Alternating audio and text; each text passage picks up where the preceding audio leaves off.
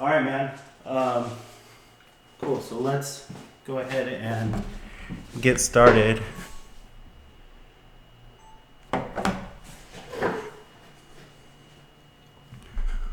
What's up, and welcome to Music Hustlers Podcast. My name is Kenny, and I'll be your host. Today is a very special day because I've got a good friend of mine, Aaron, from the band In Awful Mess. I'm really excited to hang out with him. He is also the founder of the Desert Grave Festival out here in Arizona, and I'm just excited to have a chat with him. So without further ado, Aaron, what's up, man? Welcome to the show. How's it going, man? Been trying to do this for a while, huh? Yeah, no, that's true. We've been trying to get together for a little bit here, and I'm glad that we finally, were able to make this happen. Even For if sure. even if I'm making you miss Silverstein right now, I apologize. Well, But with three sets, I'm not gonna miss everything. true, very true. Yeah, no, yeah. Well, I'm excited to chat with you, man. So let's just go ahead and let's start from the beginning here. Let's talk because I've known you for I think you were in high school when we met, and I remember you being in a band called Starcross back in the day, Yep.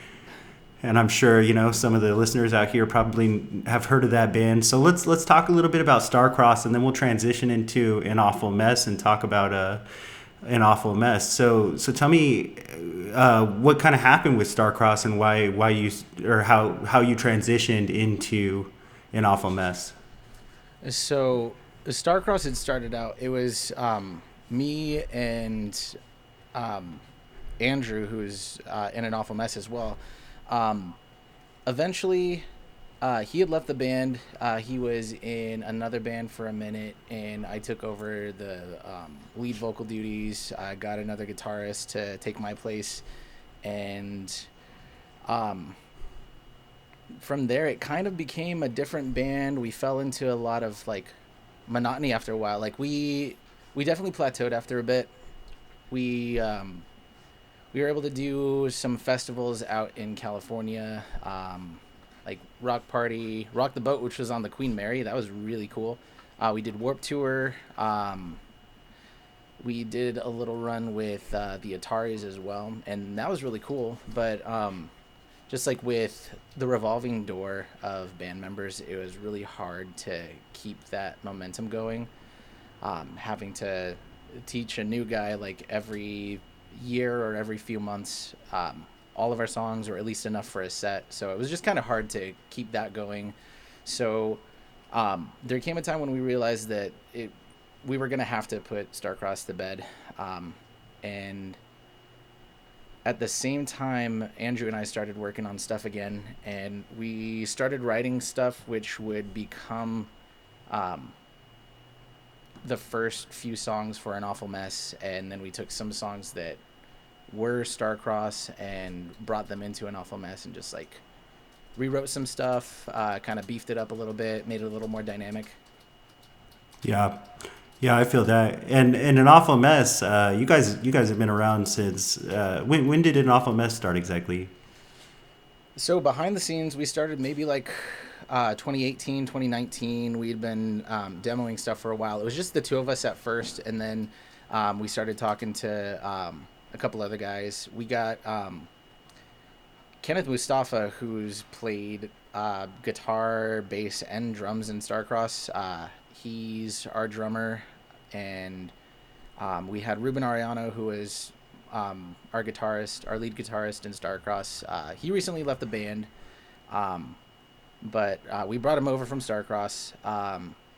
And yeah, at first it was just me and Andrew writing everything, and then we started working more dudes into it. And um, by the end of 2019, um, we were thinking about debuting at Desert Grey, which we ended up not doing, just so that we could refine some stuff. And instead, we did like a one-off Starcross reunion, just play like a 25-minute power set or something like that.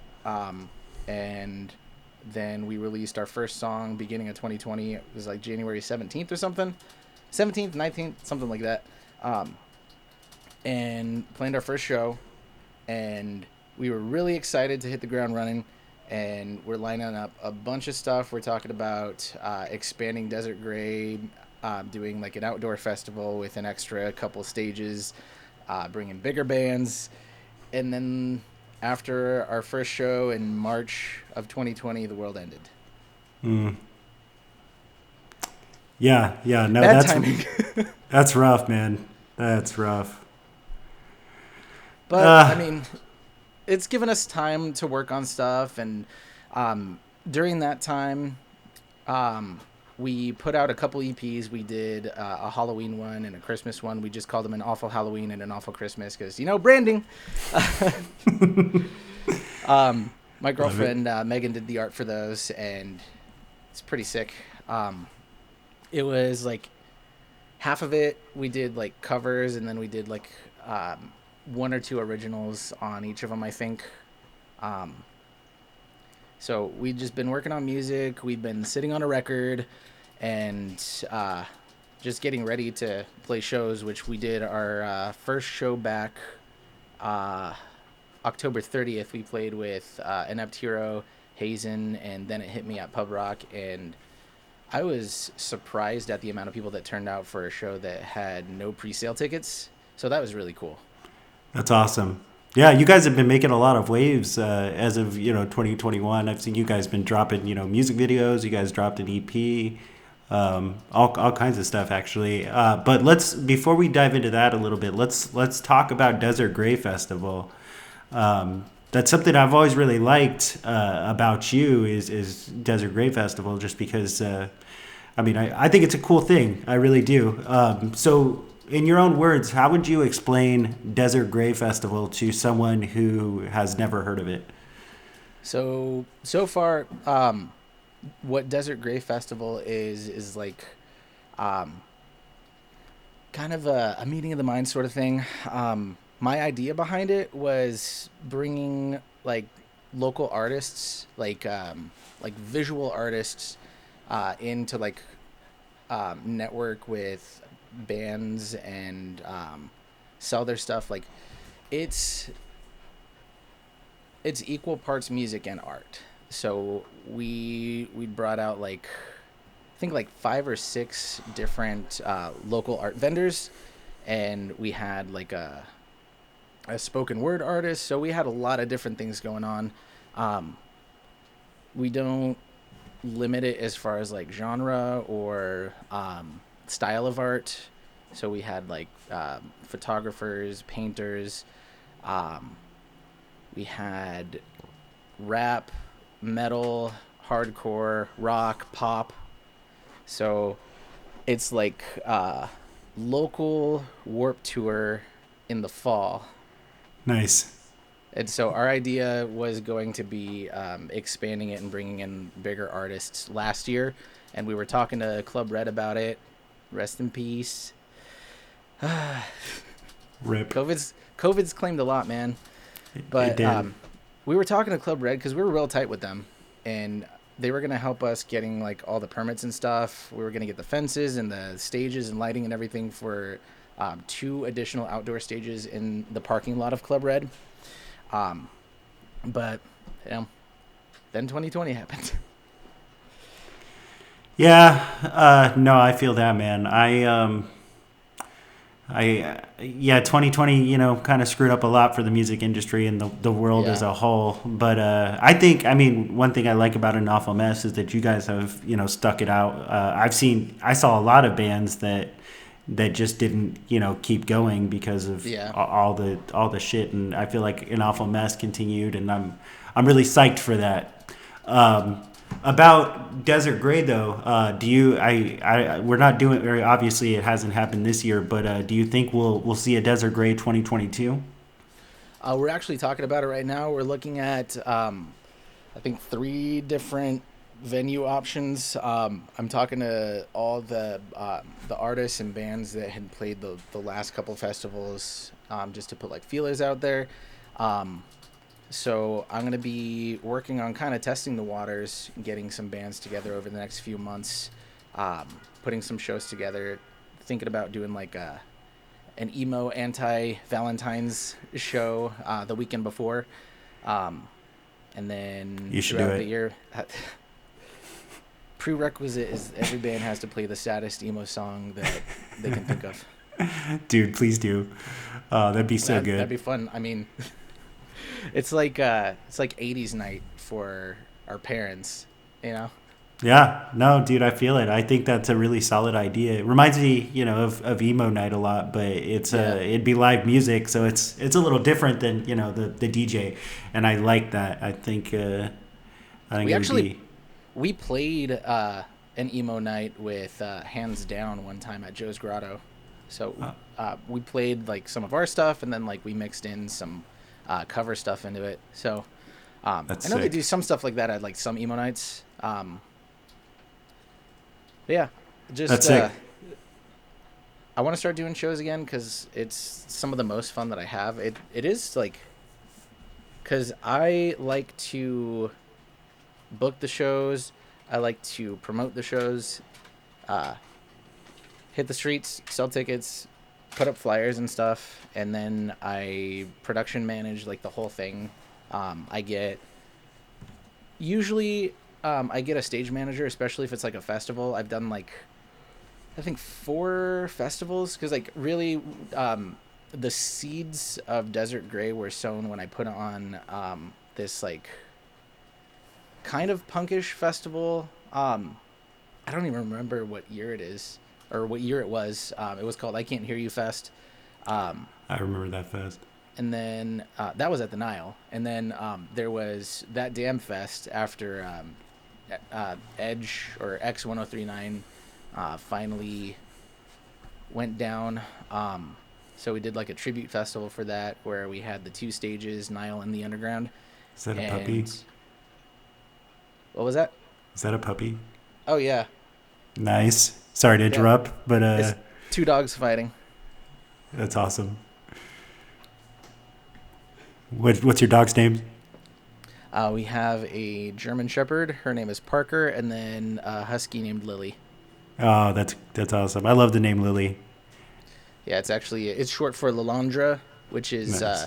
Charles Xavier's lover in Marvel Comics, and That's then the coolest shit. Parker's named after Peter Parker.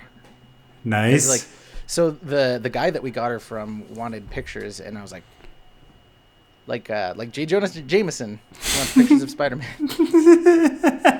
So yeah. That's great. So, talking about Spider-Man, do you think the Tobey Maguire and the Andrew Garfield Spider-Man are going to be in the new Spider-Man No Way Home movie? I'm hoping they are. Honestly, Andrew Garfield was my favorite Spider-Man. He's not a good Peter Parker, but like he got the wit down. They had like the writing was poor, but like at least when he was in the suit, like they wrote like how he was in the comics and in like the '90s animated series. Yeah. No, I agree. I think Andrew Garfield played a really good Spider-Man compared to Tobey. Like Tobey was a good Peter, but he wasn't that great of a Spider-Man in my opinion. Yeah, And then he didn't have the wit down. yeah, exactly. Like Spider-Man's a very witty, very funny guy in the comics, and I feel like Andrew really pulled that off. Yeah, but he was Um, too like cool guy, fake awkward Yeah, for Peter Parker. 100%, 100%. So going back to An Awful Mess, let's talk a little bit because you recently released a music video back in Yeah. October, I believe it was. I think so. And That sounds about right. What is time? time is relative. But no, you recently released a music video, and I'm totally blanking on the name of it. Yeah, Find a Way Home. Find a Way Home. I knew it had way in it. I was like, well, there's ways. Find a Way Home, directed by John Hasemeyer. It's a pretty good music video, man. So let's talk a little bit about the inspiration for that video and like what exactly the song is about. So the song is basically about like fighting with someone that you care about and having to deal with the consequences of like the fallout and trying to fix things. The video is like it was evolving from the start. Like when I first thought of the idea for it, I was like, okay, I want it to be like neon. I want it to be like this like downtown sort of area with all these bright lights and all these like after effects and stuff, and basically have the lead actress chased by like a fake Daft Punk. Um, what it ended up being was like it was kind of like a video that John and I were going to do before for an acoustic Starcross song. We ended up doing just like a performance B-roll kind of video for that one. We ended up having like, it's really cool, like with these the lights that he used to distinguish what part of it was. Like we had blue for like the good times, hanging out, everything's great, and then red for like the fighting, and then there's like this whole chase scene. And then what it ended up being is like we decided, okay, at the very end, they were being chased and then they get away. They're supposed to like the lead, we got Logan from After the Calm as our lead actor. Nice. We were thinking about having him like either fight off or somehow get rid of the pursuers, but what it ended up being, like we had them like phase out instead. Like, did this really happen? Like, kind of like metaphorical for like hello. So at the last second, we're like, what if it's like metaphorical for like a mental health thing, you know? So like, Nice. Yeah. like they're just like the depression and anxiety sort of thing. Yeah, that sounds really good, man. I'm gonna have to rewatch the video now, knowing that. Like, I feel like I'm gonna look at it in a whole new light.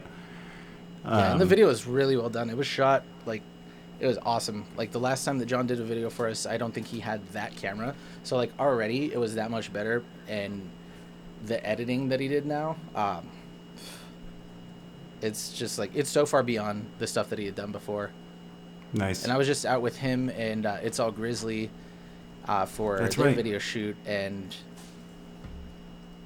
that is gonna be amazing. Like he's going in a very cinematic direction with his music videos, and it's really cool. Nice. Yeah, he's leveling up, man. He's been making some moves for sure. Yeah. Good for. How was that? It's all Grizzly shoot? You have a good time out there. Where'd you guys shoot at? The old haunted YMCA in Miami. Oh, nice. That sounds scary. Yeah. It's So supposed to be spooky. yeah, I mean, it's kind of music, you know. It's heavy music. Get spooky Yeah. with it. It's good stuff. Yeah, Southern metal stuff. It's really cool. That's awesome. I'm excited to see the video for sure. So let's talk a little bit about your producing, and then we'll kind of wrap this up. So you produce music, you produce artists and things like that. Let's talk about how that affects being in your own band, how it benefits you, and just kind of your overall thoughts on it. It really just makes me more creative with my writing and the kind of production stuff that I do for my band. I learned a lot from like YouTube stuff and from production sessions that we had with other producers. We've worked with Brad from Halocene. We've worked with Joe from Sleepwalker at JM Studios, Nick Matthews from Get Scared, and he had worked with John Feldman, so he picked some stuff up from him, and then I picked up some stuff from him and just kind of like picked out the pieces that I liked, learned some other stuff on the side, and it's just been a journey, just like picking up every little thing that I can, writing out my little cheat sheets for like my EQing and stuff, and I've definitely got a lot more creative with like all the like subtle elements in there, because like not everything is like super like in the forefront. but everything is like little seasoning on songs. Like if you listen to Going Nowhere, that was the first song that we put out, and we did a music video for it. That has so much production on it. All these little like da da da's, and like we have pianos and symphonic strings and stuff. And I never would have done that like 5-10 years ago, um, when we were in the middle of, or even like the very beginning of Starcross. Like we didn't really know what we were doing. Um, just kind of wrote whatever came to mind, and now I feel like I have a little bit more direction with my writing. And then An Awful Mess is more collaborative in our writing. Like sometimes like I'll write an entire song, but then um, I'll get at least like during a production session we'll have like feedback from all the guys and like get the song more in the direction that we all collectively want it to go.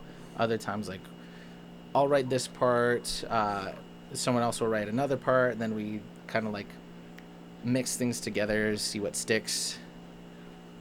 It just kind of like it's elevated a bit in like my ability to write music, and I feel like our harmonies are a lot cooler than before, like back in the Starcross days, because like we did these like we thought they were cool harmonies. They were like dissonant, like I think like thirds or something, but like like, what if we go a little bit higher? Oh, that is so much better. Like, I don't know, man. Working with other people, getting different ideas, it's a lot of like information overload. Sometimes I get a little bit of choice paralysis. Like, Cubase has like 1,000 different instruments or whatever to like throw into things, but I think we just kind of take more chances with the way that we write music. And like even this last EP, Find a Way Home is like the most us song on there. It's more like poppy and a lot of clean singing, but then the rest of the EP is like all heavy and screaming, and we've got like breakdowns and stuff. The first song, Lapel de Vida, was written, it was co-written with Andrew from None to No One, and Nice. we made that like a melodic hardcore sort of song. Yeah, that's great. Yeah, I was listening to your guys' stuff right before we started talking. I think I heard that one. Um, yeah, dude, it's.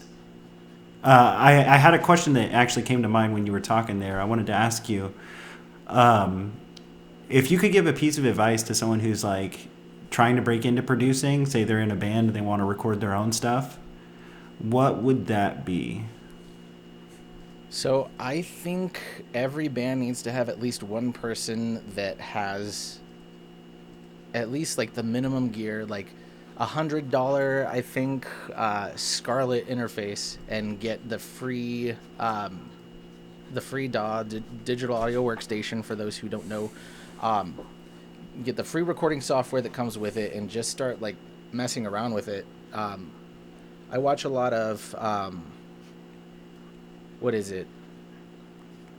I think like Nail the Mix stuff, like Joey Sturgis tones, um, a lot of like different studios that they show how they build their studios, the kind of gear that they use, like production tips and tricks. And even if you're not gonna like full-time produce, it greatly benefits just like songwriting in general, because like back in the day you used to have to record like I even in like 2007 2009, it was GarageBand and Audacity, like just like the most basic stuff, and everything is so much more accessible now.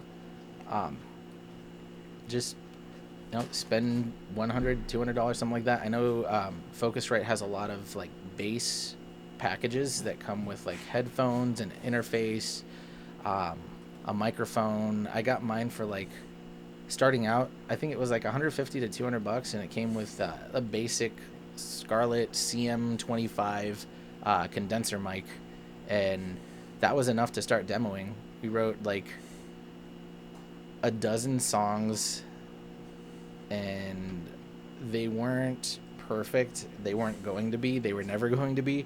But I mean, it's good practice just to like record any idea that you have, and if it becomes something really cool, awesome. If it doesn't, then like you just move on, because you used to have to pay for studio time all the time to do any of this stuff, and now you can just do everything at home. Yeah. Yeah, it's become much more accessible and just easier overall. And I think that, if you really want to do it, just getting some sort of interface is really the first step. Just get started. Yeah, just get started 100%. It's a Cool, rabbit man. hole. Yeah, I only got mine to start demoing, and now I'm producing a bunch of bands, and I'm having a lot of fun doing it, and hopefully I can take it full time.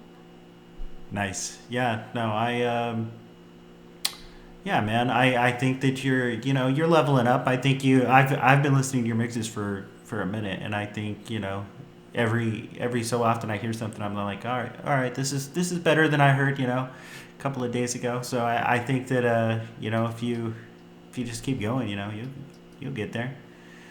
But let's go ahead and let's wrap this up a little bit here, man. Where one last question for you, and then you can, tell everybody where to find you. But the last question here is, if you could give a piece of advice to a new hustler who's trying to enter the music industry, trying to start a band, trying to become a producer, trying to just, live their dreams in some way, what would that be? You just gotta go for it. What do you have to lose? Like, about 15 years ago, I decided that I wanted to make music, and gone through a lot of like ups and downs with that, but honestly, I don't know where I would be without music, and it's just becoming more and more like it's becoming a bigger and bigger part of my life as I get older. And I thought that like by the time I was like 30, which I'm gonna be in less than 2 months, that I would just want to like do career stuff, but I'm still playing shows when I can, and working on music, and that's really all that I want to do. And the only thing that can really stop me from doing that stuff that I want to do is myself. And it's really easy to get in your head and be like self-defeating. When that time, it always happens. Everything happens in cycles. During those times, you just got to take some time to breathe, step away, and then come back and fall in love with the music, fall in love with the hustle again. Absolutely. Yeah, that's a great way to end it, man. So it's been a pleasure talking to you, Aaron. Thank you so much for coming to hang out with me. Real quick, where can they find you? What are your socials? My socials, you can look me up, Aaron Mitchell. You could look up AR Studios, the band. All that stuff is at www.anawfulmess.com. You have to put the www. I haven't figured out a way to make that work without it with Google. So, and all our links are on there. Yeah. Oh, and that brings me to another point. I'm saying all the time on the podcast, the bands need to make a website. So Yes. Good on you. Good on you for having a band or having a website. We put all of our social links on there, all the music videos, a bio and stuff. So it also kind of works as like an EPK. Yeah, exactly. That's all right. Well, that's a good note to wrap it up on. So, Aaron, thanks so much for hanging out with me, man. Go see Silverstein. It's it's been a pleasure, man. All right, thanks for having me. I'll talk to you soon. Peace. Peace.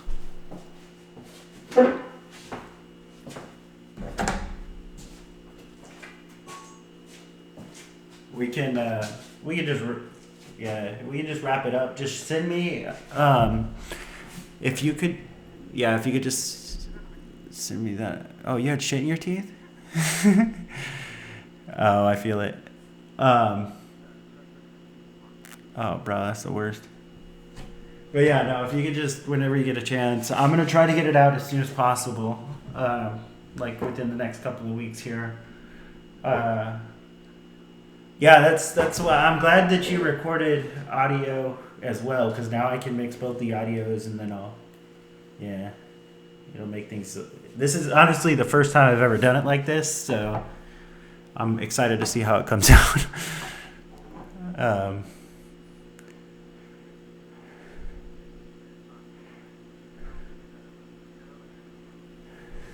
that's what I figured. That's cool, man. I will. Yeah, I'll talk to you later tonight or tomorrow. Then sounds good. All right, bro. Catch you later.